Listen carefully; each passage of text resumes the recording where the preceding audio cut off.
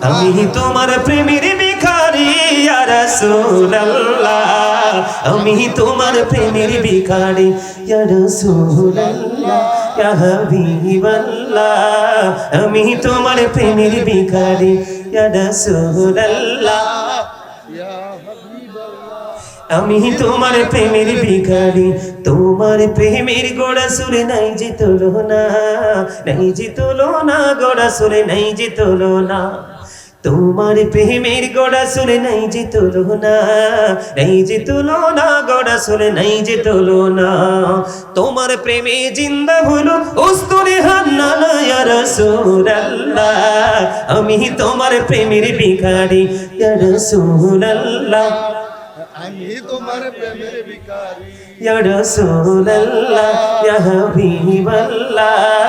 আমি তোমার প্রেমের ভিখারি তোমার প্রেমেতে আমার কলিজা আঙ্গার গো রাসূল কলিজা আঙ্গার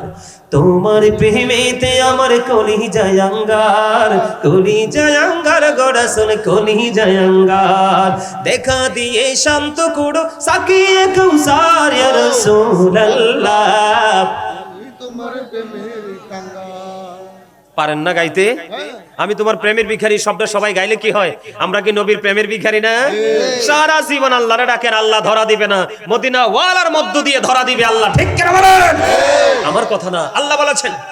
আল্লাহ বলেছেন সে বলুন ইফ ইউ ডু লাভ আল্লাহ যদি তোমরা আল্লাহকে ভালোবেসে থাকো ফলো মি মুহাম্মদ সাল্লাল্লাহু আলাইহি ওয়াসাল্লাম মুহাম্মদ সাল্লাল্লাহু আলাইহি সাল্লামের অনুগত হয়ে যাও আল্লাহ উইল লাভ ইউ আল্লাহ তোমাদেরকে ভালোবাসবে এন্ড ফরগিভ ইউর সিনস আল্লাহ তোমাদের সমস্ত জীবনের গুনাহ maaf করে দিবে আল্লাহর ভাষাটা কেমন কুল ইন কুনতুম তুহিব্বুনাল্লাহ ফাত্তাবিউনি ইউহিব্বুকুমুল্লাহু ওয়া ইয়াগফিরু লাকুম যুনুবাকুম ওয়াল্লাহু গফুরুর রহিম আওয়াজ তুলে কোন আল্লাহু আকবার আল্লাহু আকবার গজল পছন্দ করেন না আরে হাসান ইবনে সাবিত মসজিদে নববীর মিম্বরে দাঁড়ায়া নবীর শান গাইছে আমার নবী এত খুশি হইছেন আল্লাহকে ডাক দিয়ে বলে আল্লাহ হাসান ইবনে সাবিতকে রূহুল কুদ্দুসের মাধ্যমে সাহায্য করো আওয়াজ তুলে বলেন সুবহানাল্লাহ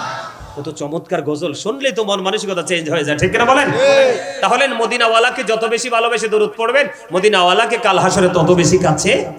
তাহলে দরুদ এবং জিকিরকে ছোট করে দেখার কোনো সুযোগ আছে এখন জিকির মানে কি এটা অনেকেই বুঝতে পারে না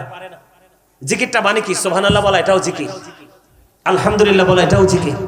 আল্লাহু আকবার বলা এটাও জিকির লা ইলাহা ইল্লাল্লাহ বলা এটাও জিকির কাউকে ভালো কাজের জন্য ডাকা এটাও জিকির